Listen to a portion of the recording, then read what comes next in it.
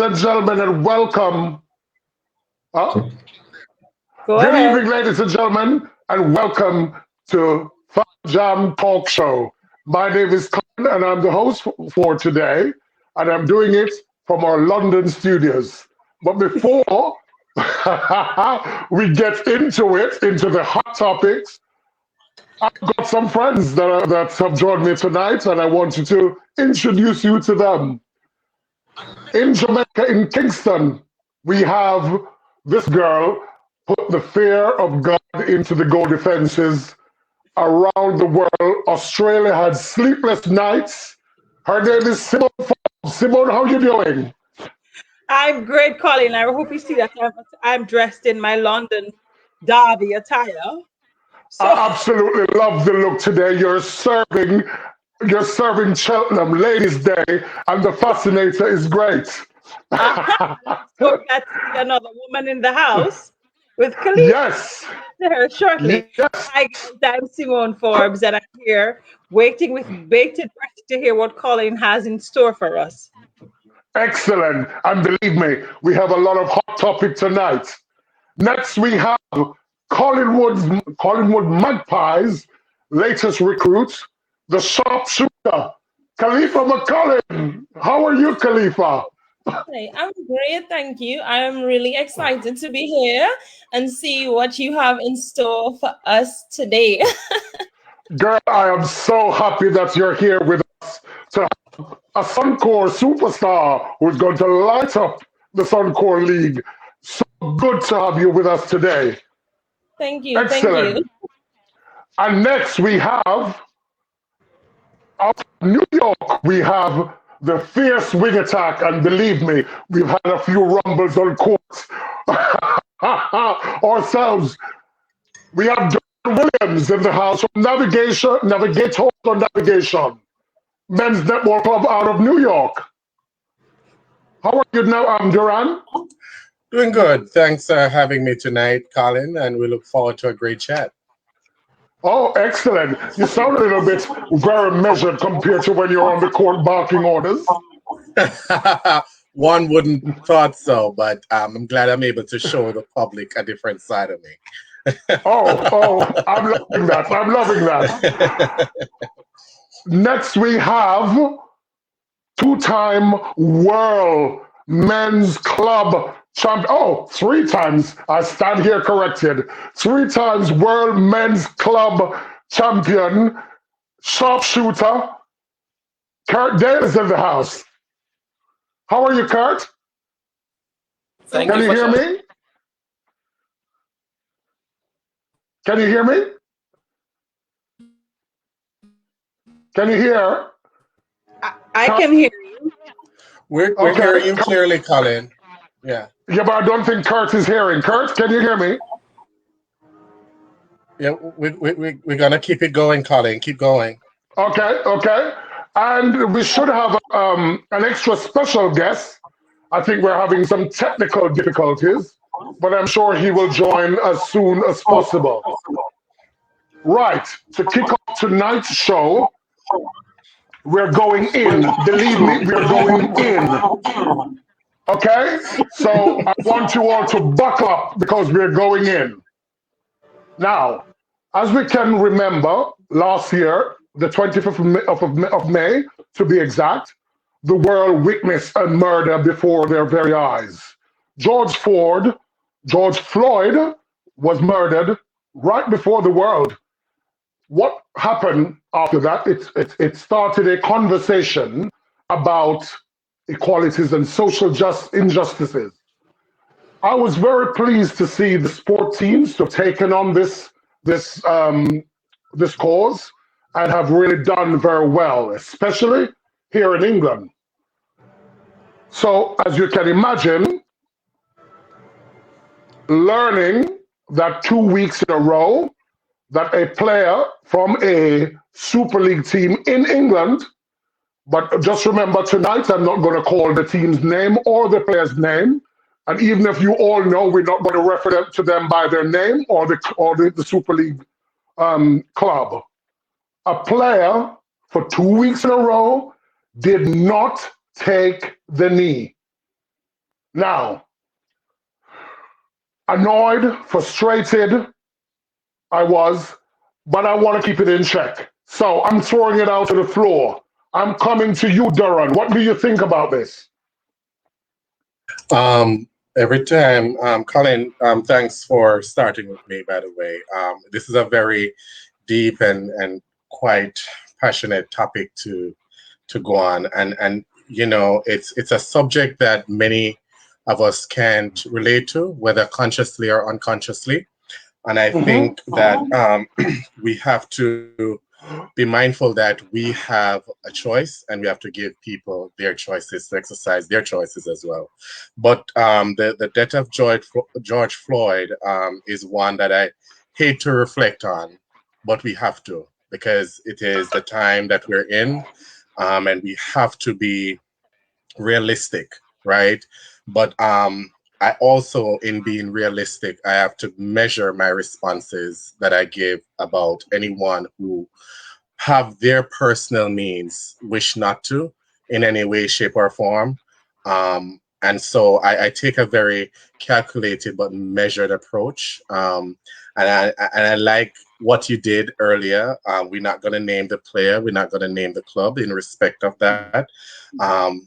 For many reasons, I support that. But the passing of this individual is very senseless and passionate to me. And I'm very moved by that. You know, so Thank that's you. all I will say on the topic, and have others to chime in. Thank you. Khalifa, what say you as an international superstar? The death of George Floyd, I think, impacted a lot of people throughout the world, especially Black people. So at that time, I was still in New Zealand, and you know, it sparked conversation amongst players, and Yes. I must say that I felt supported. And you know, looking at the Super League, looking at the Vitality Netball Super League and stuff, you know, it was really good to see players take the knee. It was poor reason for every single time every single time they do it. I think it just shows unity amongst everyone and amongst the teams. And you know, looking on Facebook and seeing that someone didn't take the knee, I would have just wanted to know, you know, what was he thinking around that, or what was he feeling? Why didn't the player do it? So I think it's worth, you know, probably like reaching out to that player and, you know, just having that conversation on what her thinking was behind that, you know. Absolutely. Simone, you're an international player. You've been every corner of this globe playing netball. You know what I mean? So, what say you on this topic? Well, as a player, I never really experienced racism on court. When you're off court, you are really with your teammates, and of course, you know, the occasional going to the store and persons because you're Black. They tend Okay. to focus on you in the stores. But outside of that, I've never really experienced it as a player. I was very, very happy and elated, like Khalifa, when I saw the English players taking the knee, or the English organization, because clearly it wasn't just a players' movement, it really was the league decided to do this, and the players, there was a buy-in, and that happened. I too was really happy when I saw how the world really rallied around the cause. And I'm Absolutely. so I was very happy about that. And then when I saw the league doing that, I was even happier. And when I saw that particular player in question standing twice, I was disappointed, very disappointed. But then in that same breath, I have to remember that we all have our choices. So that player chose to stand. Very disappointing, because you have your team, and remember, this is a team sport. It's not tennis. Absolutely. So your teammates. So even if you don't believe in it, this is a team sport, and the organization is rallying around a cause, a cry. And for you to be the one outlier, no. So that for me was a bit disappointing. So I watched it for the first game. She didn't. The second game, when I realized that she didn't again, I was Now, I was really intrigued because injury is not an excuse because I'm sure there are other players who are injured. So what's the reason you as a player, the only person in 165 or whatever that number, the only person who chose to stand, and that player, I probably shouldn't say this since we're not calling names, but you're not from that area. So you're not from that country. These people in the country are doing it. What's your reason? Is it that? Absolutely. And so that's where I am. I would love to know as well. She don't owe us any explanation, but it would be good to hear what for trampling all over. That's how I see it. Kurt, what say you? Until he reconnects, because I think he's reconnect. Oh, there he goes. Yes, Kurt, what say you on this topic? You're mute, Kurt. All right, so for me personally, I shared some of what Duran would have said. Everybody, we are entitled to our choices. It's disappointing to us, but to each its own. And for me, it's that person is really bold because one is like a black sheep in a pack, and stand out like that is really brave. Ideally, we wouldn't want that, but as Duran said, that's her choice. Personally, for me, I'm going to go and give her the benefit of the doubt. I know someone said that injuries probably not a big deal, but we don't know. There are different type of injuries, and it could be something. Because for me personally, I can't then as I used to before. So while I personally would make the effort to go down, I'm going to Well, tell if you're injured, you wouldn't play, would you? If you're injured, you would not play. This is not a pickup team in Kennington Park. This is an international competition. there are a lot of times players are injured. You see, Cat Cox played with a broken nose. Julie Carletto, not Meadows, played with broken ribs. Well, your nose is not going to be bending. It's your knees. There because as we mentioned, as somebody says, a team sport and you probably put your body on the line, but we don't know the nature of I'm not saying it's an injury, but it could be an injury that we don't know the nature of as well. But for me personally, I don't know if the club should say something about it or what, but let's just leave it until we have a little more information on it. Okay. Well, for me, closing the subject. Yeah, go ahead, Doran, please. But yeah, because I wanted to close it, Colin. But before you do, I really am truly glad that we're staying right on level playing ground, because I don't want us topping over, because the assumption is really something we don't want to play with. I love Khalifa as a due diligent part of things and getting down to the integrity. It would be nice to hear the club in question, right, that the players associated with, find out reason behind it, like doing some deeper diving, and then say something, because it really doesn't look good as an outlier, as Kurt said. But I don't think we right here, it's fair for us to be assuming, So over to you, Colin. In closing this, I've played in a basketball team where I was the only black player. I've also played in netball team where I was the only black player. I've also had that reverse where in, I think, 96, we went to Canada for a netball tour and we had one white player on the team. And we made sure that that person was protected and well looked after. And if anything, anybody who tried to hurt that person verbally, we would be down on them. We would really down on them. And I think it's in a team sport, and knowing the full reason behind the whole act, I'm very disappointed that this person chose not to take a knee. And on that, we will move on to the next hot topic. Oh, I feel like Wendy Williams tonight. Ian Fuller, England's first and only black male umpire, has retired. And it's a shame because also when the new umpires for this season came out, they chose 17 umpires. And when you look on the list, there was not one person of color on that particular list, which sparked, again, a huge conversation in England. So the reason for mentioning this tonight, and you may all have seen Ian at some point. I'll ask you about that. Ian was a very good umpire. I loved where Ian came from. He came from a basketball background, learned netball very quickly, came into netball, made the men's team, and then learned his craft, and then became an international umpire. And I tell you, he's one of the off court, one of the nicest guys you could ever meet. And on court, no controversy at all.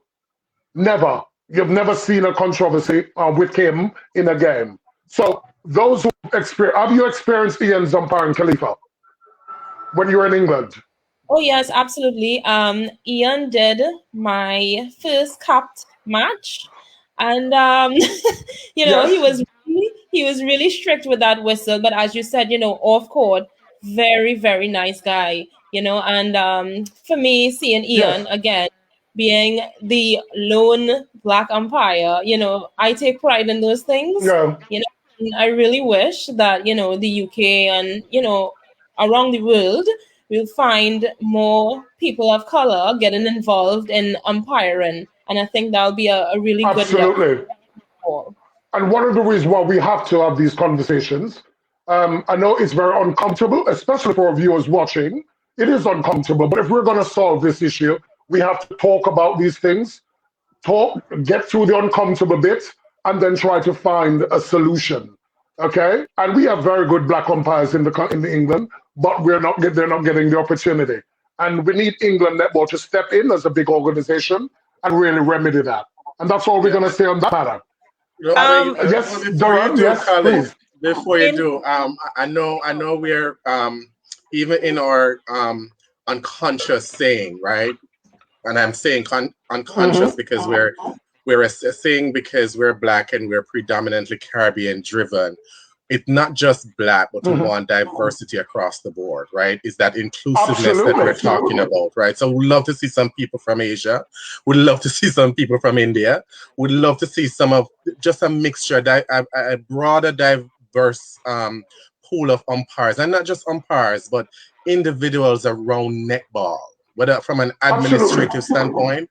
But that's what I'd love to see, and that's what it will take to help drive the sport even further. And you know what? That's an excellent point, Duran. And I'm sure our viewers who are watching from Australia, New Zealand, all over tonight, Jamaica, America, wherever you're watching from, will agree with you. Thank you for that.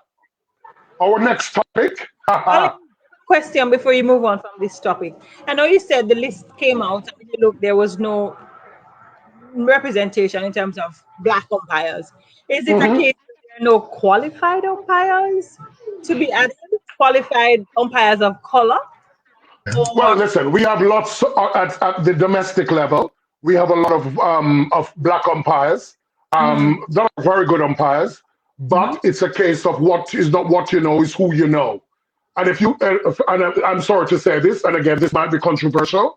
It's about if you buy the biggest bag of Tetley tea bags to drink tea with to get through Can the you break that system. down for us, Colin? Break that down for us and our viewers, because we want to be in the midst of things tonight. I'm a bit lost. Break it down for me. Well, what I mean by drinking tea is meaning that who you cozy up with, okay, and who your friends, yeah, and if you cozy up, because I've seen a black umpire out there at the moment that they're touting to say, oh, this person's really good, but they're not. But it's because they drink tea, and we need to. That's not cool, okay? And I've seen other umpires, but because they may have a little bit of a personality or they have a little mongrel within them, they're not going to get the position. And we need to change that. And okay. as long as I'm in a forum like this, I'll make sure that it does. Okay, so we need umpires Excellent. So, to be selected just like our players are selected for teams, the best. absolutely. Okay, all So, right. let's hit it off now with the games. This week we had 1, 2, 3, 4, 5, 6 games. Let's start with the first one. Surrey Storm versus Leeds Rhino. I'm coming at you, Duran. What did you think about that one?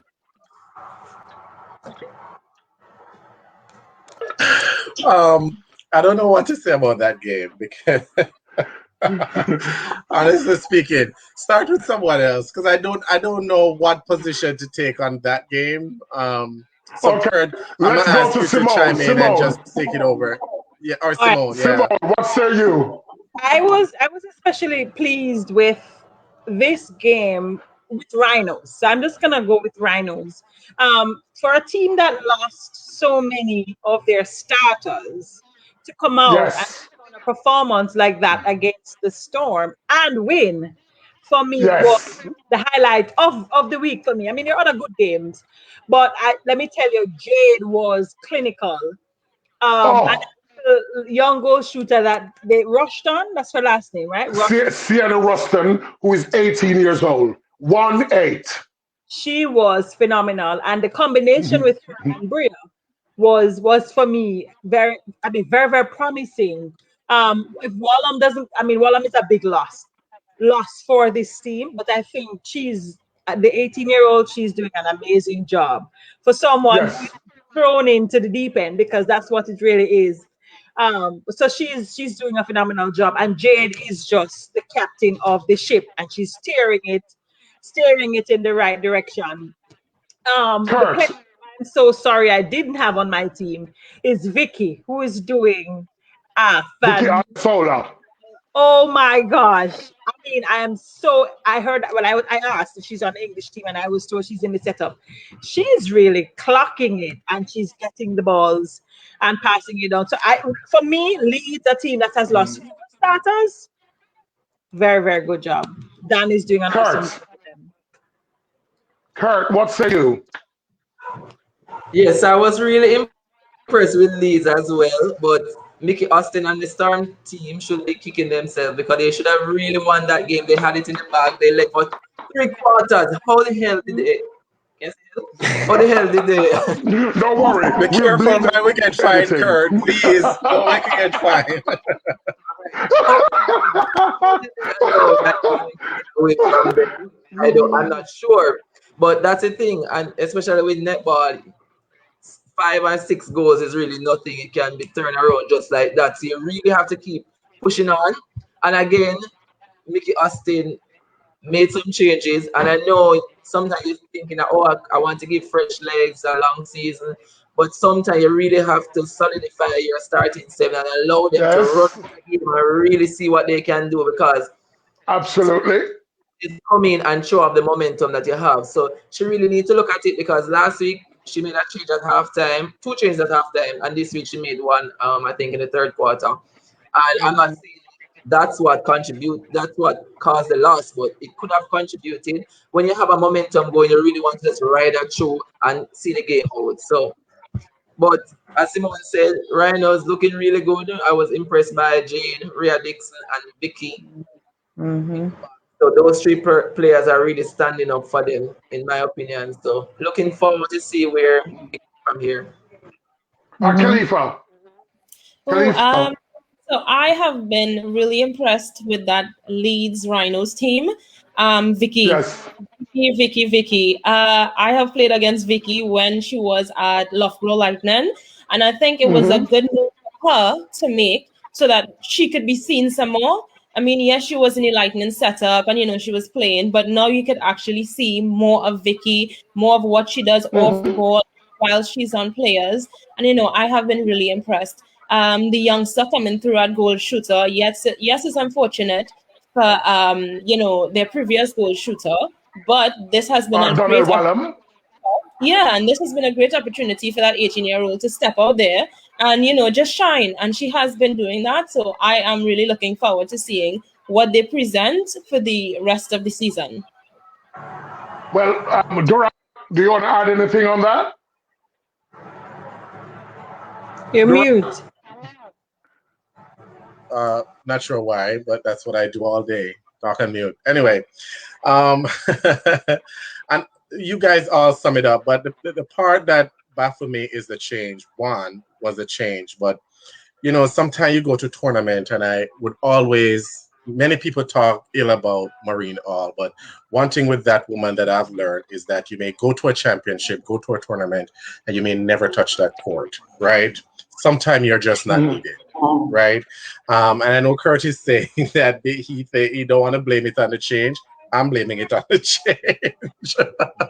I'm blaming it on the change, right? So, but I think overall, the Rhino team, it's one to watch out for. I still don't know who will be my top 4 yet, because that's where I want to break it down for and then select my next team to be the champion. I'm really staying away from Bath because everybody going Bath. I know, Colin, that's you. But I like a competition, so I want to find the next team that I believe will dethrone Bath. Well, in closing this one, I want to say I have to give kudos to the coach of Rhinos, Dan Ryan, because I'll tell you why. There are 2 players on the team that have really caught my eye: Bree Greason and Rhea Dixon. Those are 2 players I gave a very hard time in previous years because, for me, Bree Greason looked as if she was always half asleep when she played on other teams. And Rhea Dixon, again, always looked sluggish, looked like she doesn't care, looked like she didn't want to be there. But this season, I've seen a different Rhea Dixon. I've seen a Rhea Dixon that I would actually put in the England long squad. And I've seen a Bree Greason that is working her derriere off. And that's down to the coach. And I think they're enjoying working with Dan. It seems like it's a great setup. And look at Jade. The girl is 40 years old next year. 4-0. Huh? Yeah. And look at her running like a 20-year-old. It's incredible. It's incredible. Moving on swiftly. And Colin, just before you do that, I know we're getting into the realm of things, but I could not allow us to go any further. This week we have AFNA doing I have to do a shameless plug, right? So this week AFNA did their AFNA Day, which it's something that was very new and fresh for us here in the Americas. And they highlighted one of our very own that is over there with in the Australian League. What's her name again? Simone, help me out here. Latanya, is that her name? Latanya Wilson. Yes. Yes, Wilson. So it was nice to see that write-up from INF. That was very nice, and I really think AFNA is doing and trying to rebirth the energy in the Americas, and I'm looking forward to it. You know what? This was down for us to discuss, but as you pointed it out, well, why not? Why not? Yes, why not? I'm at you for that. Next game is Celtic Dragon versus Strathclyde Sirens. Let's go to Khalifa. What did you think about that one? Well, Dragons is my old team. I will always have. And that's why I came to you. I know. I'll go to the Sirens team first. Okay. When I saw them the first time around, I was like, wow, this team looks a lot different from what Sirens usually is, and it was good to see that they were lasting 60 minutes with that aggressive attacking the ball. I was really impressed. So when I looked at the game, I was like, okay, Dragons is going to play Sirens. This will be an interesting one. I'd like to see what Dragons would do.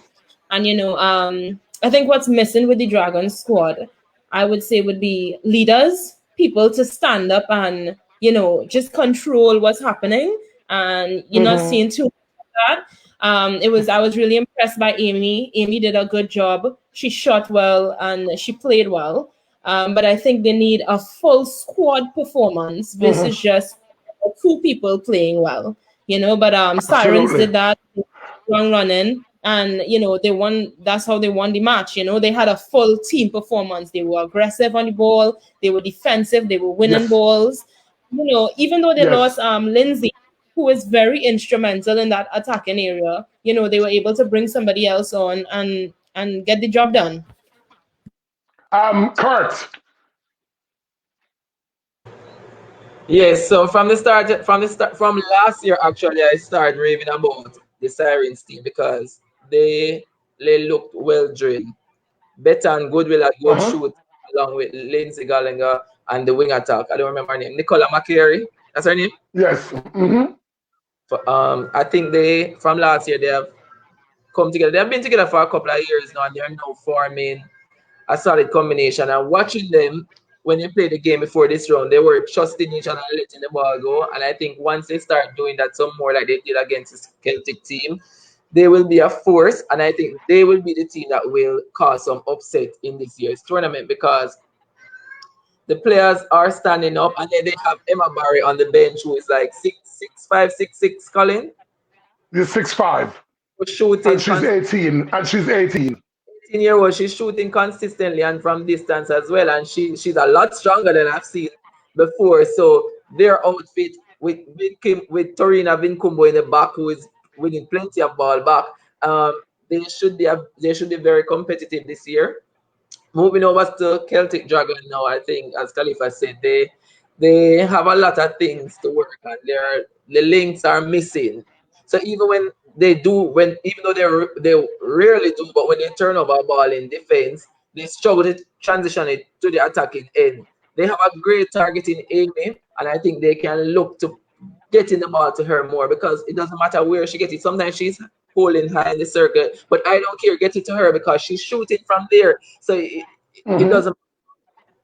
But I think for Celtic, their attacking end looked a bit better in the Sirens and then the match they played after against Storm. But defensively, they are not holding up the other team. They're scoring too easily. They're having their own way against their defense. So I think if they can turn over some more ball, they will be better able to compete. Can you scoreboard pressure? Okay. The game. And finally, because of the problems we're having technically, we have finally, he's been through hair, he's been through makeup, and he's here, finally. Ex-England men's Nets player and Florida Jets, and currently Knights men's player Jack Huxley's in the house. Hi, so what do you Jack. say, Jack? Hello. Did we wake you up? Did we wake you up? No, I've been because I've seen a Louis Vuitton under the left and a Prada under the other one. Connection issues. And we're talking bags. But thank you for having me. What's going on? Oh yes, and thank you for joining us. As you said, Colin, a few technical difficulties, but it's a pleasure to be here. Good evening, everyone. Hi, Jack. And what did you think of this Sirens game? Yeah, I thought it was frustrating from a Dragons perspective because I think we saw good glimpses of what they could do, positive things. There was a couple of times when they applied the zone really well, put good pressure on the Sirens ball and turned it over. And as Kurt said, I think Clinton is a real kind of shining light for them because she shoots from everywhere. Absolutely. But for them, it's just getting the ball to them. And I think personally it worked better because I know they started with Rebecca Robinson at goal attack. There was a time in the third quarter when they put Rudland up there to goal attack. And is it Morgan who came on at wing attack? That seemed to work better. But then again, in the fourth quarter, it just sort of, I think, tiredness or fatigue just got the better of them. So Duran and Simone, you have both of you have the last say. Let's go to Simone first. Ladies. Well, first. I won't add to what he's already said because that's really my analysis. But one thing I would love to see Dragon do more of, they need to be more consistent. So Jack touched on it just now. When Rodland went to goal attack, Sophie Morgan wing attack, it looked a little better for the Dragons. But in the fourth quarter, they went back to turning over the ball. So for me, consistency. So they're not consistent. So the things they're doing right, they're not consistently doing it right. So they the ball, and Amy, for like, if you have a shooter who is going to shoot the ball wherever she gets it, get it to her. Get the ball to have her miss, but get it to her. And that for me, if they do that more often. let's go to the game of the round. Manchester Thunder versus London Pulse. Now, I don't know it's about the my round, but it's my hometown team, London, just up the road. I mean, Jesus, Mary, and Josephine. I mean, what happened there? I mean, from my own analysis, it seemed like Laura Malcolm was at the Burger King drive-through, and she was having it all her own way. And Kerry Allman at the back, the goalkeeper, was having a feast yeah, of balls. So, yeah. Duran, get back here. What say you? I think technology blew him out. Let's go to Khalifa. So I'm coming in from a player's perspective here. You know, Mm-hmm. I expect a lot from London Pulse because on paper they have a lot of good players, experienced Mm-hmm. players on their side, and they really didn't look like themselves. So I think sometimes you just, even though it's professional sport, we still have to consider, well, hey, maybe something just isn't right with the squad today. So again, you have so many things, all of these girls in one area, in one home or whatever, one hub, and people are probably missing home. So you have to factor in all of these things sometimes, because that wasn't the usual London Pulse. You usually see them being clinical, they're full of life, full of Mm-hmm. energy, and that was not them on that day. So Kurt, yeah. Kurt, quickly, what do you say? Quickly. Well, it's really what I was expecting. From the first round, I told you guys that Manchester. Wait. What you were expecting from who? I was Let's get the expecting tea. from the Wait, let me sip tea. Let me first sip the tea. Let me sip the tea. From who? From who? I said it last week. I was expecting Manchester Thunder to blow them out the water as they did. I think they got off to an 8 Woo! lead. I mean, Thunder are looking the goods, and they have two solid shooters in the back end. It's so difficult to combat that because you have Cardwell who's shooting from anywhere in the circle, and then you have Mbula who you can always go to, who's so solid under the post. Like, how do you And let's not combat? forget Barry Neal. Barry Neal, the other goal attack. And Young, just fresh, agile. And just when you thought their defensive end couldn't get any better with Lorraine and Rebecca and the rest, now you hear that Kerry Allman is coming back and then she got her first start and she was a pest to poor Siggy Berger down there. So it was almost impossible for the London Pulse, who I'm sure are saying, why did 2019 season, why did COVID come and that season had to come to an end? Because now they're still trying to find their feet that seem to be lost somewhere, I'm not sure where. But before, one thing I have to say about London, because I was a bit concerned. I know that Radaman, she came in as a goal attack. In the first game, her shots were off. I was a bit concerned that Sambird did not try her in goal attack in this game. She started at wing attack and then she came off. I was hoping to see her injected into goal attack some more. That's her natural position. And I know it's a new league for her. Things could feel a little bit strange, probably have to ease her in. So I was a bit concerned that she didn't go back there. I'm not sure what's the reason though. I would just like Duran, before we lose you, that. let's go to Duran quickly before we lose him again. Because technology seems to be going haywire in New York. Well, on our last call, I said this is very new to me, and honestly speaking, I didn't have any expectation. I got bored because at one point it was like 22-8. I'm like, what is happening? The start of the second quarter thereabout, or maybe 3 minutes after the second quarter, and I was getting a bit bored to see Pulse because I was really looking forward to a good game from those two. Not sure why, but looking at Pulse and their previous performance, I was saying, maybe this is a good one. Yes, Kurt, I will back you on that one. You did say it's going to be a blowout, and it clearly was. Simone, what say you quickly? Okay, Kurt, you said it's a new league, so they could probably ease her in.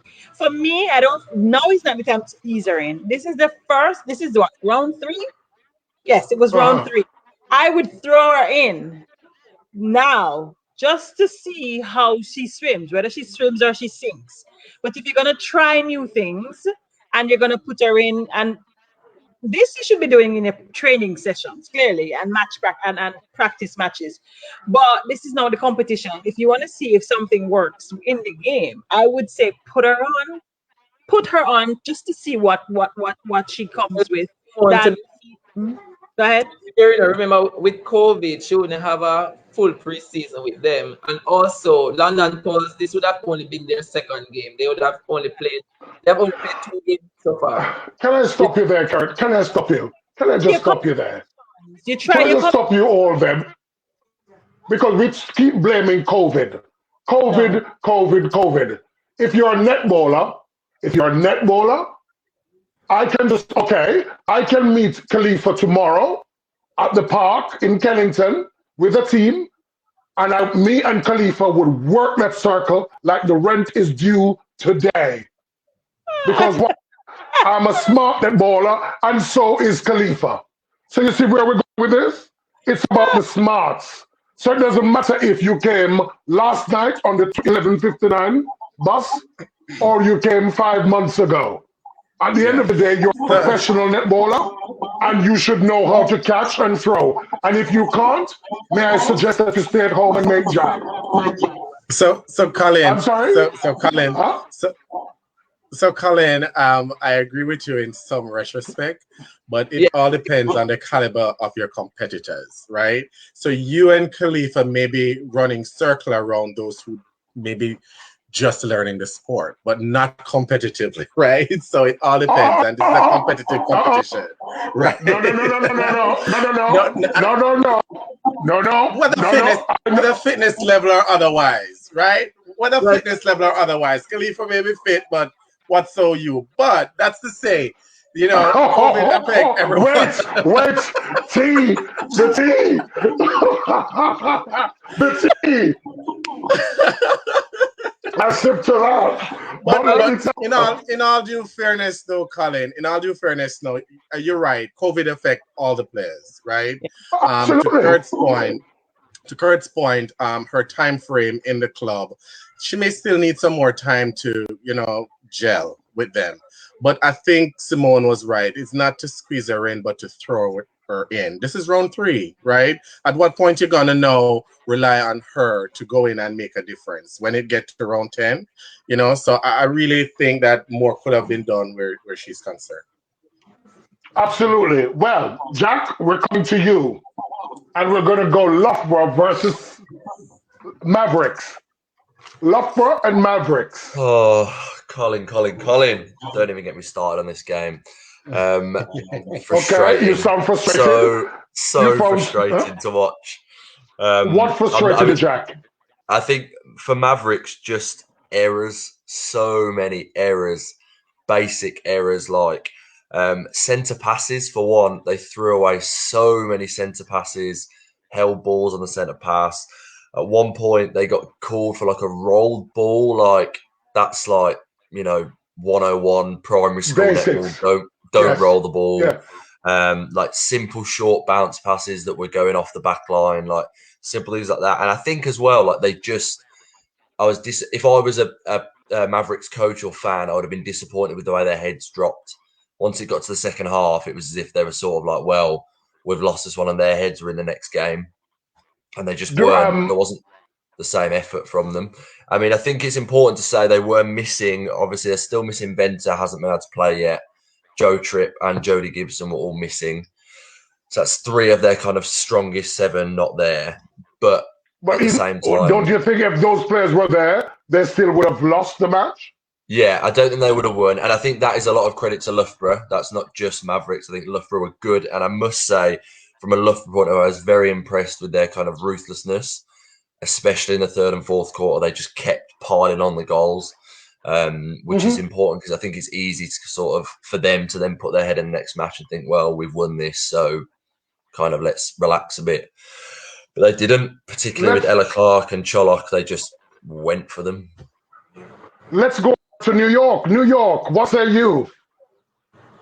And my shade. No shade.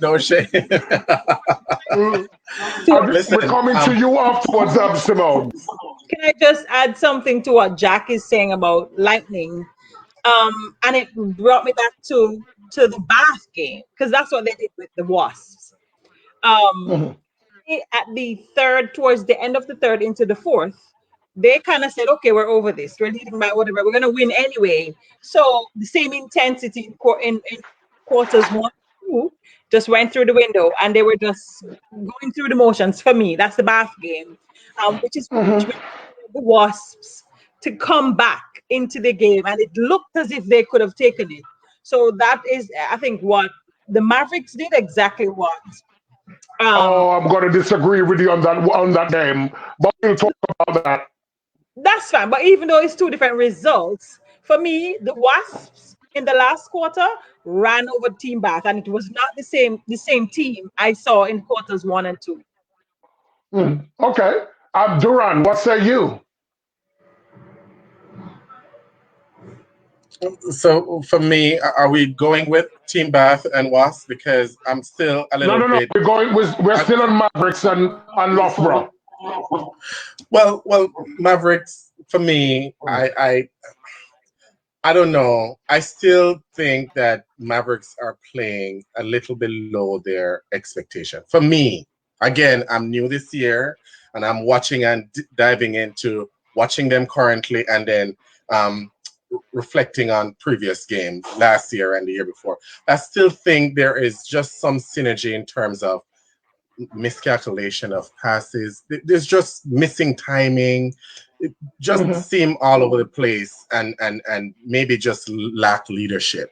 And if I make comparison with Team Bath against the Wasps, when you look at that team, even though I think it should be limited as to how many national players you have play on any one team. That's for Bath anyway, but we soon get to that. Uh, Okay. Okay. when you look at Khalifa. Khalifa, what when you say look you? when you Oh, go look ahead, at Bath, Duran. yeah, when you look at Bath, there is so much leadership at each end and then in the middle, right throughout the court, right? Just the way how things flow. And you don't have to be no brand name. The league is your time to shine, right? And you have to develop players to really come in and own their moment and just shine. And when you look at Serena Guthrie and yes, Simone get pinches, but your girl, she didn't pinch nobody this time. She was focused on playing her game. Because I was looking out Mhm. for that pinch. But listen, it's just a well-oiled machine. And I'm really trying to identify the next team that is going to be there to compete with them. Khalifa, what do you think? What do you think about the Loughborough team? And let's talk Loughborough. Everybody's gone on about Mavericks. What do you think about Loughborough? Oh boy, that Loughborough team. Mary. Mary is Oh a yeah, she had a little okay. She is a pillar, and I am so pleased to see the improvement in Mary. Like she has come yes. a long way. All right, and when what's her name again? The goal attack, Ella. Ella Clark. Ella Ella Clark. When Clark. and Ella Clark combined, I think that will be an unstoppable combination come finals night. Okay. Yes, yes. I'm really Did impressed she by just the pick them to team. go finals? Khalifa, it's gonna be like you and Sam Wallace. Correct. Unstoppable. You know? but Yeah. but And Khalifa, I'm impressed by the work Sarah has been doing. I really am. I have to agree with you. And last call on our last session, I spoke about Mary. I'm in love with Mary. I don't know Mary before this year, but I'm loving Mary this year. And I watched her the previous year, and Mary wasn't moving as much as Mary moving right now. Mary is giving options, right? You can't just believe that you're gonna mark her, you know? So Yeah. good So job. Kurt, I'm giving you the last word and quickly about Loughborough. What do you think about the coaching setup? By the way, they were wearing the most beautiful tweed jackets. I absolutely love those jackets, but we talk about that in the fashion section. So what say you? You have to first allow me to respond to Duran. Like Mary Of is sick. course. Don't tell me that Mary needs to move. I don't want Mary moving. I'm a No, no, no. playing with tall shooters, and if I'm playing with Mary and she move, I will be like, girl, you stay right here. Kurt, we know you like a shooter that sits under the pole. What I'm saying, you rarely see a tall shooter moving, and she's moving, and she doesn't look flimsy. She has control. Yes. That's what I'm talking about. Yes. She's moving, but she Absolutely. has timing. Yeah, she Oh, has timing. She has synergy. Everything is going good for her. So it's bad when you have a tall shooter that can't move. You don't want them to move, but she can move all she wants to move because I know she'll find her way back under the pole. I mean, just to close that out, I think. What are you gonna say, Simone? Go ahead. Saying I agree with Chris as well. I mean, as a goal attack, you want your shooter to be able to do it, but you don't need her to do it if she doesn't have to. So if Mary don't need to move, then Mary just stand up right there, baby. I'll pass it to you. But if Mary needs to move, I would love a shooter who can do both. Absolutely. Mary tired of the shade under the pole. She tired of it now. She want to move. What I love about Mary is that when she does our split landing now, there's one leg in Loughborough and the other one in Kampala. I mean, that's a huge split, you know, and she's 6. That's, you know what I mean? And I mean, that is a problem in itself. Yeah. You know, and when she turns around, she's right under the post. And you know, and she's laying the ball up as well. Yeah. And she's laying it up so gracefully as well. Yeah. But I think, in closing, we have to give kudos to Sarah Bayman, Sarah Bayman's coaching. Sarah Bayman, of all the coaches in the league, she would be the one that you think maybe people would sweep under the carpet a little bit. Oh no. Oh no. As a player, she was quite ruthless. And now as a coach, she's even more ruthless. You know, she's now doing it with a little bit of style in a tweed jacket. Love those. I must get one myself if they do it in a size 50. You need to ask her. Question. I wanted to ask a question. I know I want to do on Mavericks too much, but as Jack mentioned, Mavericks are missing 3 key players. Well, 4 because they didn't have Joe Trick. What kind of impact do we think Anne-Marie Ventnor would have in this attacking line? Because for me, what Razia Kwashi was playing against Cholo, who absolutely dominated, but Razia got player of the match for her club because she had pretty good stats. Like any other game, 6 intercepts and 4 deflections. You don't need more than that from a goalkeeper. Yeah. So they're turning over enough ball. So I'm thinking if they had a better target, and I like the goal shooter that came on. She's a Brittany. She's a very good target. Brittany Clark. She's only 19. I don't think they trust her as much because there are times when she's open. But a Ventnor who is a known international and a strong target, do you think what do you guys think she would provide to that attacking team? Well, let me answer that. I'll answer that. Meh. Meh. For me, the Loughborough team is looking quite slick. I think there are areas that can be exposed because, as I said, for me, Mary's under the post wanting the ball a lot of times, and they're playing it around, creating more interception opportunities for the opposition. So I think that's something they can look on. Our teams can look at exposing that, forcing them wide, forcing them to play it around more. But for me, if Mavericks had their full team, and I'm sticking my head on that block here. But I think when their full team come together, they will be a lot stronger. Listen, nobody's doubting Mavericks' capabilities. The problem I'm having with Mavericks is that I don't think they know their own strength. And I don't think they know the best 7 to go on court either. And are we playing man-to-man or are we playing zone? Because some of the players look as if they were a bit lost out there. What are we doing? Are we man-to-manning or are we zoning? What are we doing? You know? I mean, am I reaching for the stars here or something?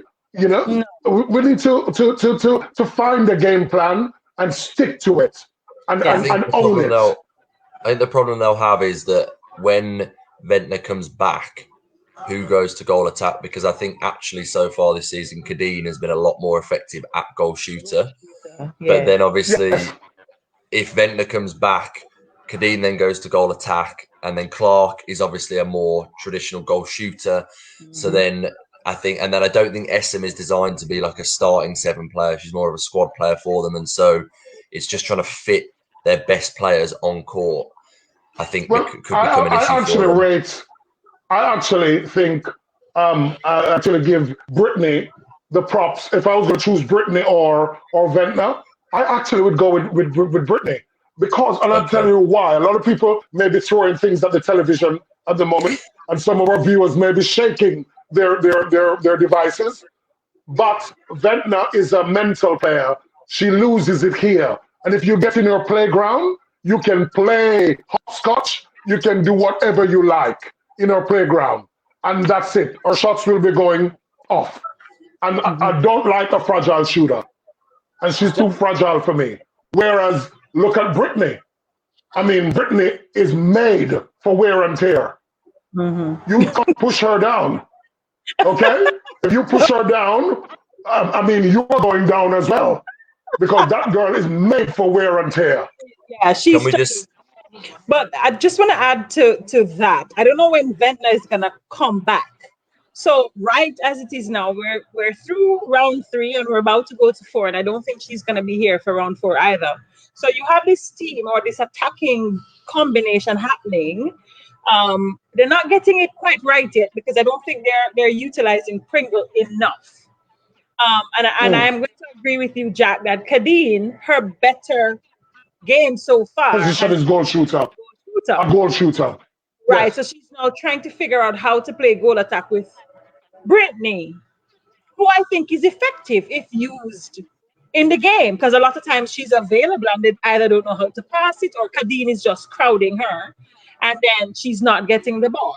So I think they need to figure that out from now, right now, or wait till Ventnor come and decide who is going to be the better player. But I think Brittany, Kadeen could just get it right. Because Kadeen isn't she a goal attack? I think she's a goal attack. She does both. She does both. We're not talking about Chloe Essom, who I think is an absolute superstar, and she's been awesome in that goal attack position. In my opinion, she brings a real to the game, and it's my first year seeing her on court, and I'm quite impressed. It's okay. I think she's their best option at goal attack. I think so too. So put her with Pringle. Yeah, would be a good combination. May I suggest we give Kat Ratnapala a call on the Slimline Digital Pearl Grey telephone? It's not Kat Ratnapala, it's the players. If Clark is free for the front ball, give her the ball. Yeah. Done. End off. Give her the ball. Well, let's skip one of these games. Let's skip the Celtic Surrey Storm game. I mean, yeah, it is what it is. So let's go to the Wasp Team Bath. And let's start with Khalifa on that one. What say you? Oh, I think Bath came out the gates. They were very clinical. You can see that they have cemented their structures and they know what they're about. All right. I wish that they had pressed gas and went straight ahead on Wasps, but that last quarter, Wasps best them, really better of them in that last quarter, I would say. Okay. Jack, let's go to Jack next. Yeah, I agree with Khalifa. I was very impressed by them. And I think considering they played the first half of the match without Guskuth on the court as well, is even more impressive with what they did. I think Wasps will be disappointed because actually, I know we've talked about Bath taking their foot off the gas, but I actually think Wasps did very well in that last quarter. And there was a lot more confidence in letting the ball go, a lot more speed in their movement, a lot more kind of decisive drives, actually things that you'd look for from them. But I think they won the key battles, like Borgia dominated Huckle in the circle. Asuro Brown. I love. Yeah, very intelligent shooter. Drakeford Lewis is I just want to phenomenal. Out with Borgia, her cutbacks, her moves in the circle on that baseline, phenomenal. Very. Have you noticed she's a little bit slimmer as well? She's a lot more leaner this season. and she looks good. Yeah. She does. Duran, what did you think about Wasp? What did you think about Wasp? I think we all sum it up in its little form. For me, I grew up under the tutelage of quite a few, but Dalton Hines in Jamaica teaching netball at its finest. And I remember him saying to me, very, very, very youthfully, he said, "Too late shall be your cry." And that goes a far way for me with the Wasp in this one. And Jack, you mentioned that in the last quarter, I think they now felt comfortable. I think they entered the game thinking that they couldn't win, or they were just nervous. One of the two. I don't know what it is. But you could see the change in their game. It's sad to say that it's only 4 quarters in the game, and especially in the England League, it's shortened, right? No longer it's 15 minutes, it's 12. So you have to think quicker because you're losing 3 minutes, and you have to think from the first whistle. And I think that's where they lost it. Shooting wasn't a problem. I still think they had an issue getting the ball in at times. When you look at there were several passes around the D and all of that led to interception. Serena Guthrie, she as a center on the D, you can never lift the ball at any point in time. And I think with she on the outside and that very goal defense on the inside that scrapes everything running on the outside, what's her name? Beckford? It was just... No, Dr. Gusgut. Doctor, if you please. Dr. Gusgut, s'il play. The doctor. It was just a whole lot to absorb. And I guess when they thought about it, it was too late, So, Simone, just finish up, and then I'm going to go to Kurt to have the last word on this. So, Simone, what do you say about this? I don't think it was a case of the Wasp didn't do well. I think Bath was just too much for them in that game, the first part of the game. Like they just took off and they never stopped. And so I think it was a little too much for the Wasp. I do think they did well in the last quarter to come back. But I also believe that Bath kind of took their feet off the pedal for me. It wasn't the same look. I don't know if it's wear and tear. I don't know if it was tired legs. But was almost like it was their first quarter, the fourth quarter, because they just came out. But I think Bath contributed to that. But we could say, Kurt, that Bath made some changes and put on the second stringers and to give some of the older players a little bit of a rest and say, you know what, go and have fun. What say you on that? All right. So for me, I don't think. I really think that the Wasp attack was stunned from the beginning of the game. I don't think anybody did something off camera that we didn't see, but they just didn't show up in that first quarter. But for me, their defensive end was a real standout, and Bath didn't have it their own way. And I think because of the defensive effort from the Wasp team, that's how they were able to come back in the last quarter. Because they had to be recycling the ball a lot. If you notice, the Bath attack, while they kept scoring, they had to be resetting and swinging and all kind of stuff before they could get it into their shooter. Kudos to the pressure of the Wasp defense. I think that started to pay toll on their body in the last quarter, and I guess they got a little bit fatigued and are a little bit relaxed. So Wasp could attack in that last quarter. So for me, it's a good game for both teams to look at, to right their wrongs. Wasp will be looking and say if we started a bit stronger, it could have been a different result. And Bart is going to be questioning when do we push on and close out this game. But yeah, Wasp, I really, really enjoyed watching their defense, what they did. They didn't always win the ball, but they held them up for long periods. And sometimes, as Liz Ellis would tell you, something you don't get that match winning intercept until the last quarter when you have to pressure in the shooters for the entire game. So that was really important. So the shooters just need to step up their game. But they need to go back. If this was Lightning, they would have lost that game. Well, okay. Well, my little bit before we move on, I just think in terms of Wasp, they missed the trick. Because when, if you want to cut a score down quickly, you want to put somebody on like Giselle Allison, who, in my opinion, actually went on and did a damn good job. She shot very well. And they just needed Flanagan and Kandapa need to give her the ball more. They're going to Rachel, but there are two shooters in the circle.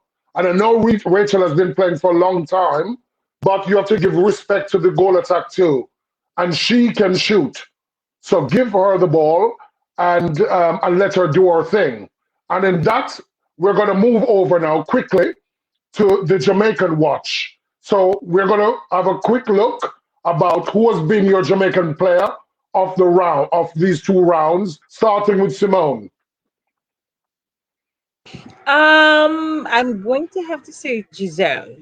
Not as consistent as I would like, but when she went on, even the first part of her game, it's usually so Giselle. Khalifa. Excellent. Khalifa? Same as Simone, I'd say Giselle. Even though she didn't get as much time on court, I think she did a good job, and I'm looking forward to seeing her growth throughout the season. I know who you're going to say, Duran, but let me hear you say it yourself. So I'm coming to Orlando. Let me hear you. It is my watch player for this year, and I'm telling you all, Khalifa and Simone, we will always be good friends, because Giselle, it's all Giselle for me, and watch Giselle for the remainder of this tournament. I'm telling you, until that coach understands who she is and with her confidence continue to grow, you're going to see Giselle making serious damage in tournament this year. Jack, what say you? Just to do something different, I know she's not Jamaican, but the goalkeeper for Storm, is it Priest? Alima Priest? Yeah, she reminds me of Shamira a bit, friend of the show, Shamira Sterling.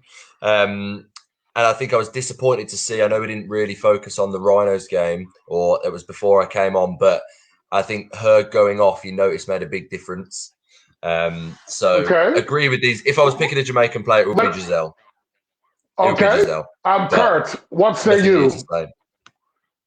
Kurt, which Jamaican player impressed you this week? What happened, Duran? You have something to say? Be nice. Kurt, shall I sip tea? I'm going to be different. I'm going to say Rebecca, and the reason why I'm going to say Rebecca, because looking on how she did the previous rounds, she really impressed me in the last game that they played. She was more involved in the game. She was bringing her shooter into the game a lot more. So to me, looking on it suggests to me that she have learned something and she's looking to improve. So for that reason, she impressed me. Okay, so we can all agree that this week's Jamaican player of the week is Giselle Allison. Well done, you, Giselle. I hope you improve and continue to improve, because I know at least one pundit is rooting for you. Okay. One last thing before we get onto the fantasy side. Umpire watch, quickly. What did you think about the umpiring? Let's go to Jack. Umpiring. I don't want to focus on it too much, because I think umpires are umpires and we don't want to let them dictate the game. But I think one thing it's important to remember is that umpires have had a break as well. So they're still adjusting to coming back to the game. I think there is you can see attempts from them to get more to kind of like a Sun Court kind of level. For example, the advantages and stuff like that. I think at times it's maybe taking them some time to get used to that, and the application of it isn't always perfect. Particularly in the Bath Wasps game, I think there was a couple of advantage calls that didn't quite make sense, where people were getting called for things that were not an advantage. But overall, I think, it was okay. I think Durant touched on it last week. As long as it's consistent, then there can't be too many complaints. Then the responsibility is on the player to adapt, but that isn't always happening. Khalifa, someone who's played in this league, what do you think? Too many cautions. unnecessary cautions. I mean, That is You true. get That a is caution. true. You get a Sorry. caution. That is You get a caution. true. Everybody gets a caution. In yeah, the first quarter, like one offence. yeah. Caution. I was just at the start of the game. Caution for what? Some of the things aren't intentional. Also, I think they need to remember netball is not a non-contact sport. Allow people to challenge, allow people to contest, because that's what you get in international netball. So I think that part of it needs to be looked at a bit. But yeah. That's why I love Australia. It's advantage obstruction, advantage contact. She's dead, but play on. Yeah, I love it. Duran, what I say was you? I was hoping to go last on this one because you know how I feel from last edition of our FanJam chat. But let me tell you something. Back to consistency, I still think some of these umpires level need to be assessed and just keep them just out of the sport or just import some fresh umpires. I still think that again, sum it up, Jack and Khalifa, about the caution. I think it's been abused, and I would love that England for the competition, right? For the competition, they need to just the same way an umpire feel compelled, they have the right and power to remove a player or just loosely give a caution and deny a player now that flexibility of playing competitively. They need to be removed from the competition. Don't umpire anymore, period. And go get new umpires to come in who understand the sport and be able to. Maybe it's a little aggressive to say, but it does kill the sport.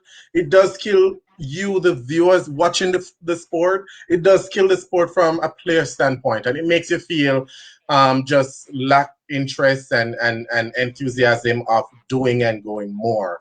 The Yes, game I has agree. gone from the non-contact. I watch Oberon and Gio playing. They are the shortest defenders, the shortest. And in that 1999 World Championship game, that was something to talk about, seeing two short defenders marking that circle. And it was Don't talk because about they were that game. It allowed. wakes me up. It was because they were allowed to play the game. You have to allow the players to play the game. It's not about you, the umpires. And I know, I get it. And I have quite a bit to say on this. But it's 14 players on court that they're watching, plus reserve players and management. And it is right now condensed into 48 minutes a game. I know they have a lot doing. And so, as part of their doing, they need to do less and allow the game to flow more. Simone, there was a particular call when Joe Tripp ran onto this ball, intercepted it, and the ball was halfway down the court when the umpire called the ball back and said, not only did he call the contact, he gave a warning. I mean, I don't know if you saw that particular call, but I did. I mean, the whole world saw it. I mean, I threw things at my television. Good job, it's mounted on the wall. But what did you think about the overall umpiring? I think there were some good patches, but there were also some very poor patches. What say you? All right, so let me start with the good. Positive, negative, positive. So can we do PNP? Yes, All right. yes, of course. I like that. The positive for me is round 3 is better than round 1. Hmm. So positive for the umpiring. Way better than round 1. Round 1, I felt like I wanted to tear every strand of hair out of my head. So that's the positive. Now, the negative. We have to remember that umpires have to remember that we, the viewers, are not in the stands anymore. We're at home. So you have to, while things are happening on the court, you have to play advanced. We're watching the game every minute to stop the game to call back a ball. I almost tore my hair out for that call, Colyn with Joe. I'm saying, are you Yes, serious? So I didn't throw anything on the TV, but I wanted to tear my hair out. You have to remember that too much whistle, like advantage. Play the game. You're putting, and a lot of times they put the players at a disadvantage when they bring back the ball. And I'm saying, but the ball is yes, yeah. going, and then the whistle and whistle and whistle. Let the game play. It's really, and we say netball is a non-contact sport. For me, it's not. I know contact sport. It's a contact sport. And you're right, Colin. I like the fact when umpire say, okay, she's dying, but play on because Yes, she's not yes. interfering with anything and the ball is not. So let the game play. You're getting too caught up in the game and you're not a player.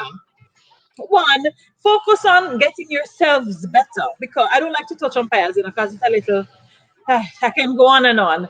But focus on working on you. COVID affecting everybody. You're out of practice. Go work on that. Don't come now and take use the better ones.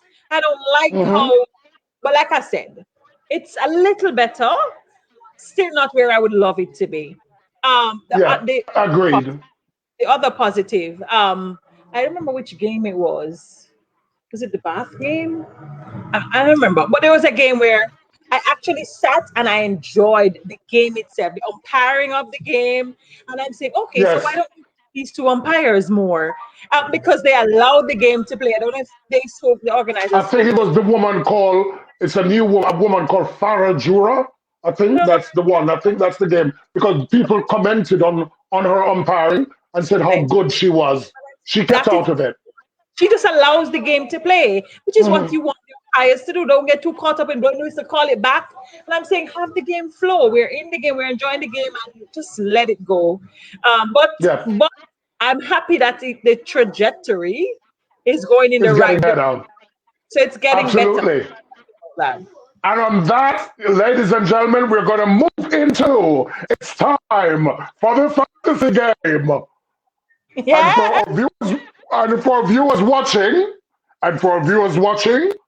the fantasy game, who want to explain? Can you explain the fantasy game? Kurt, Kingston, we're calling I'm from Kingston. Otria, sir. I would never want to be from Well, Kingston. yes, I hope I'm Kurt. I hope it's the better end of Ocherius. Yes, I'm here enjoying the sea breeze. So, okay. So, can you explain the fantasy game to our viewers? And remember, we have viewers from Australia, New Zealand, South Africa, England, Jamaica, America. Go.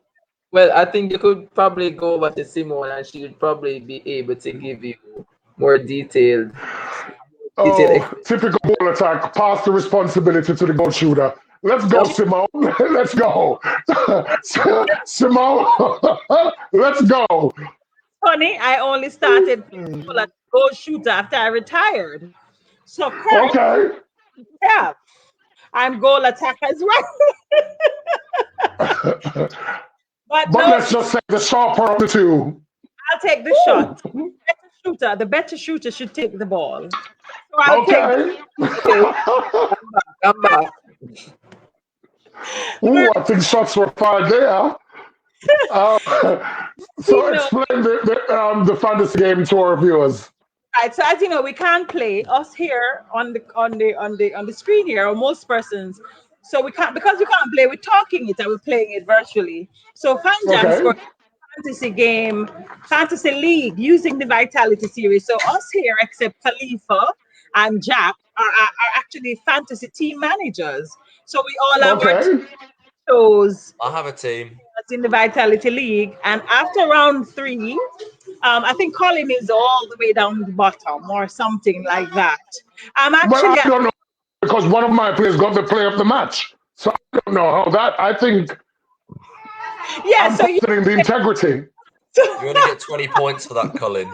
so I'm going to go and search for the team standings because after round 3, let me hear some drum roll, Colin, because Simone Forbes Yes. is Let's go. Roll, everybody. Fingers, fingers, fingers, fingers. I'm great. Okay, let me share it from my. So Colin Simone is in the lead. And by the way, we have 3 zones. We have the pundit zone, which has Colin, myself, Kurt, and Duran. Let's stick with the A zone. Okay, so the A zone, we have all the pundits: Colin, Simone, Kurt, Duran, and Sean. All 5 of us. Remember now, this is the pundit zone, and we're expecting top. Well, I'll have you know, yeah, Simone in the bonded zone. I believe Kurt might be in second place. Am I correct, Kurt?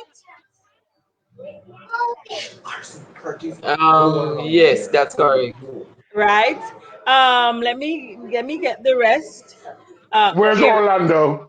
So in first place, buzzer beaters. Buzzer beaters is Simone Forbes, yours truly, and I have 12. Yes, you've said that. You've said that 5 times. How many points do you have, Simone? Okay, I have. Thank you, Jack. I have 1,284 points. Okay. Zone A, and we're just taking Zone A, is Kurt, KD's Phoenix. By the way, my team is called Buzzer Beaters. Kurt's Yes, we team, have said that now for the 6th time. And what KD, position are you in, Simone? I'm in first, Jack. In second place is KD's Phoenix with 956 points. In third place in Zone A is Boulevard of Champions, which is Sean's team. He's not here tonight. And he has 943 points. In fourth place, way down the bottom, is Team Dragons, Durant's team, with 772 points. And in last place, or fifth What place say you, Colin? is London Firebirds, Coach Gordon, with 763 points. And that is Colin's team in fifth place. Or sorry, last. In I'm Zone calling A. shade. I'm definitely calling shade on that. So But that's the point standing for Zone A. And of course, Zone B is comprised of the Sunshine Girls, who are having their own competition or playoff, and then Zone C has another set of persons. So in Zone A, we have. we will post that. Will we post that on the web on our webpage? Yes, it will. It's on there, but we will repost it so persons can go on and see it. And by the way, I think we intend to have the Constellation Cup head-to-head playoff between Australia and New Zealand. So that should be interesting. Simone. So how are you? Are you comfortable? How do I feel at the top? Yes. Well, it's very lonely up here. Shall we, guys? Shall we move on? Because she's gonna run this all night. I have a team, and I'm not far behind Simone. But you know how I feel. You know how I feel about all of this. So I can't wait for I feel just like you. The integrity is being questioned. But that's another story. But before we go, I must tell you though, Colin, before I want to answer Jack's question in a whole fulsome manner, please. So it's lonely at the top, and I'm enjoying it. However, there are 20 rounds, so I'm not going to cheer too loudly because anything can happen at any given moment, and it's just after round 3. So just allow me, Colin, to enjoy my victory so far, because I know you are going to be on the uprising. Okay, Simone, not for long. Not for long. You shouldn't be too comfortable. Not for long. Based on projection, you shouldn't be too comfortable. I'm sitting 320 behind you. While most of your players have played 4 games, I have 7 players who have only played 2 games. Right, so that's what I'm saying. So I'm enjoying it for the moment. I'm not going to cheer too loudly. And I hope the FanJam team is listening to me. When my points come in, I'm expecting a big rise to the top. Okay, guys, we're going to move on. The producer's in my ears telling me to wind up.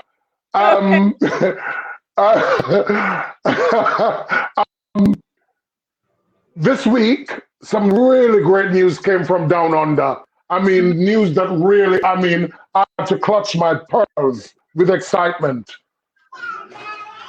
Puma, one of the biggest sports manufacturers in the world, has signed their first male netball player in Cruz Tangara. I mean, that is just made my week. Let's all give Cruz a wonderful round of applause. Yes, Kurt, I was about to say clap loudly. I mean, that for me is a great move. And there was a little bit of backlash on social media about, oh, no, they're giving men and they're not giving women. Oh, girl, please do your research before you come out and start slandering. A lot of Australian and a lot of New Zealand players are signed to Puma, so with individual contracts. But Puma's word is that they want inclusivity and they want to include. And that's, I think, for coming from a big company like Puma, I have to applaud them for that. So that in the world of netball has been great news. And I must say, Cruz Tangara, in my opinion, is the best netball player in the world, male or female. That's my call. What say you, Kurt? Kurt, are you with us? Or am I reaching for the stars? Kurt, freeze. Kurt? Or should I say you'll get a contract next? Yes, that sounds more like it. I thought so. Done a few. I've turned down a few, but I'm just waiting on the right one, you know. But okay. He's an awesome player. I don't know if I would go as far as to say he's the best, but he's a really inspirational player. Lots of skills. He owned that court in some respect, similar to a Lara Longman. But yeah, he's an awesome player. Duran, what say you? So yeah, I would say questionable to the ending of your statement earlier, Colin. I don't subscribe to him being the best, but well, this is just my opinion. Absolutely it is, and I'm just making that clear. So for me, I really think, and I agree with you, that this was a plus for male netball and netball overall, right? We talked about this earlier, about the diversity and inclusivity, and I think this was a great demonstration of that. So kudos to Puma. Now I would love to see male netball even climb the ladder more in terms of having a league, a structured league like what's played in Australia or New Zealand or England, right? So that would be the ideal thing, because I've been playing this sport for years. It's time for me to start earning, right? So okay.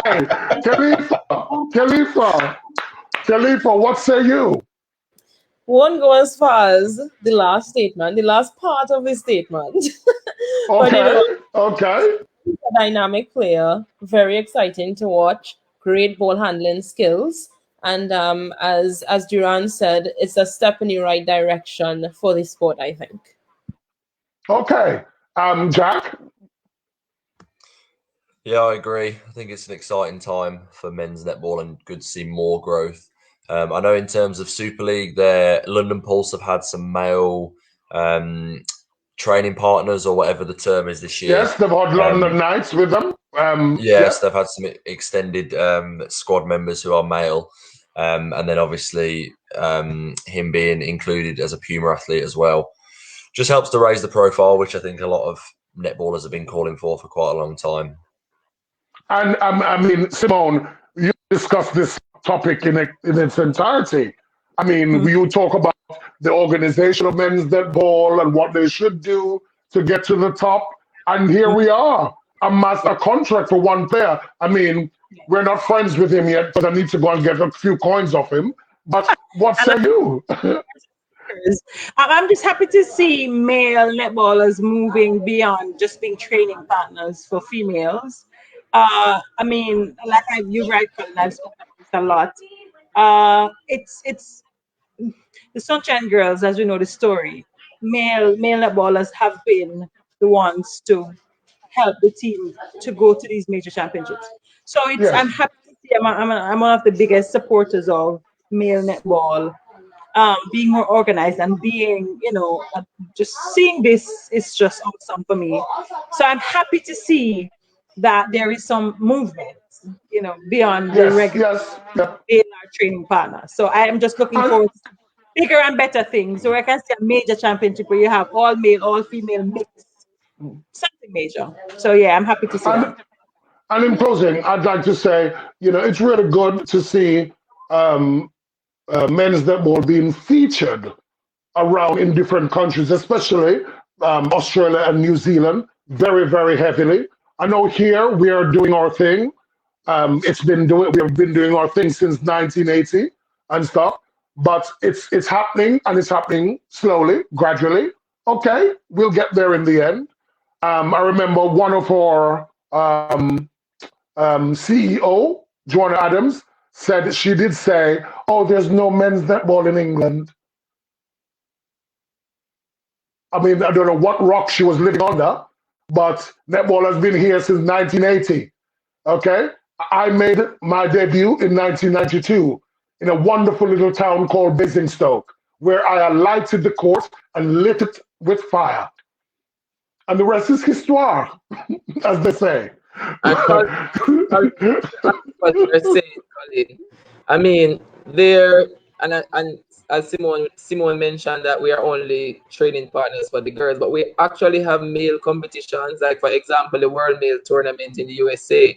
But a lot of teams, like there are a lot of teams in England, there are a lot of teams in other parts of the world, but we don't make an effort to go to the tournament to try. Yes, true. Build something for ourselves, or even if we're not going, we're not trying to plan competition to include international teams. So for me, I would say, like for example, the tournament in the USA, it's a great tournament, and if more teams, exceptional tournament. If more teams from across the world come and support it, just imagine what that could grow into. So it's about us being responsible too and making a step in the right direction to get to where we want to be. That's a very good point, Kurt. The tournament in America is a great tournament. It's, for me, it needs a little bit more marketing power and stuff to like to South Africa, to the Australian teams, to New Zealand, to bring more players over, because it's a really good tournament. It's a great very good standard tournament. And there are a few things that we can clean up, but you know what? At least something has been done, and we have to give the organization, World Mail Incorporated, a big kudos for organizing that's this massive carnival. I would like to end on your prediction, because as you know, Tuesday morning for some of us, it may be Wednesday for some of us, Australia meets New Zealand. Now, that's when I know Australia brought over a plethora of machetes, guns, acid, all type of weapons, because they're going to fight on that beach. Okay? It's going to be war. They haven't met in a year or so. What prediction? I'll go to the superstar in Collingwood Magpie. What say you? Who's going to draw the first blood? Whoa, I will go. I am sticking to New Zealand. Definitely New Zealand. I take it home. Okay. Duran in Orlando, what say you? I have to side with you, Khalifa, that New Zealand at the end will be New Zealand, but for the first game, definitely they'll be taking that. Simone, what are you thinking? As a woman who have cut them up a couple of times. So I mentioned one game in particular, the jump shot from the edge of the circle, 2006, 54 all, and quiet the arena of 10,000 people. Shall I go on? You mean the missing game? Yes, the game that nobody has any evidence that game was played. Yes. I think the Russians are responsible for the disappearance of the tape. What say you? I'm gonna go with the Aussies. Australia for me. Australia. Okay. Jack? I think it's hard because they're always so close, aren't they? It's never it's never like a blowout either way. I would probably say New Zealand but that's not. I think it could go either way, and it'll be close. It's been so long since they've played; it's hard to know. Yep, I agree. Kurt? I think Australia will be too strong for the New Zealand team. I know that Australia has a new combination in the attack with Kira Austin, but we have seen her in Suncorp, and she's going to completely dominate whoever is playing against her. And yeah, New Zealand have some figuring out to do with the missing, with Lara Langman not there anymore and Maria. But yeah, I think Australia will take it by 5-6 goals. I actually believe Australia will win, and I'll tell you why. Because they have more depth. New Zealand are on the running with 3 defenders, Kyle Berger, Sulu Fitzpatrick, and Jane Watson. Not enough. They've got 6 center court, and they've got 3 shooters. No, ma'am. No, ma'am. No, ma'am. No, ma'am. Not against Australia. And the thing is, with Australia, they're hungry at the moment. They're like a wounded animal. And wounded animal you don't want to play with. Okay? So if they're coming for blood. I think Duran is saying something. No, I for one support. It's 7 mid-court players for the New Zealand, by the way. But I support the selection process for New Zealand. Here's why. With those 3 defenders, I think they can carry this series. I believe they can. In the mid-court, Kurt just mentioned that they have lost their center. Pretty much. They're going to need that support. So in the mid-court, they're going to need a collective effort. So they have to go and pack up that selection. So it's going to be interesting. I think Jack summed it up pretty well that it's never going to be a blow. If it's a blow, that would be surprising to me. But either way, great skill teams, but I'm topping New Zealand only because I believe they're riding on that success, giving them recent championship. I'm just happy that I'm going to be watching some good international. Absolutely. And we're going to have 3 great umpires. We're going to have 3 great umpires Just Bowering, Garrett Fowler, and Kirsty Simpson. 3 great umpires that will be taking over that game. Anyway, guys, it's as the French would say, c'était un plaisir comme d'habitude. It was a pleasure, as usual, to talk to you tonight. It's been so good. I could spend the whole evening, but my producer is badgering my ears now, and the satellite is about to disconnect at any time. Thank you to my studio audience in Jack Huxley, Kurt, Dale, out of Orlando, Duran Williams, Khalifa, the sharpshooter, and let's not forget the good girl herself, Simone Forbes. Ladies and gentlemen, thank you so much for watching. And don't forget to like and click share. Before you leave, remember for the Constellation Cup, we're going to have fantasy head-to-head. So we may have a Sunshine Girl versus a Pundit. So we will have a fantasy head-to-head. So the Sunshine Girl will pick her team and the Pundit will pick their team. And then we'll have a fantasy head-to-head for the Constellation Cup. So that should be good. And all that you will find on our Facebook and Instagram page. Don't forget to like and click share. Thank you so much for watching. My name is Colyn Gordon if you enjoyed it. And if you didn't, I'm Boris Johnson. Good night.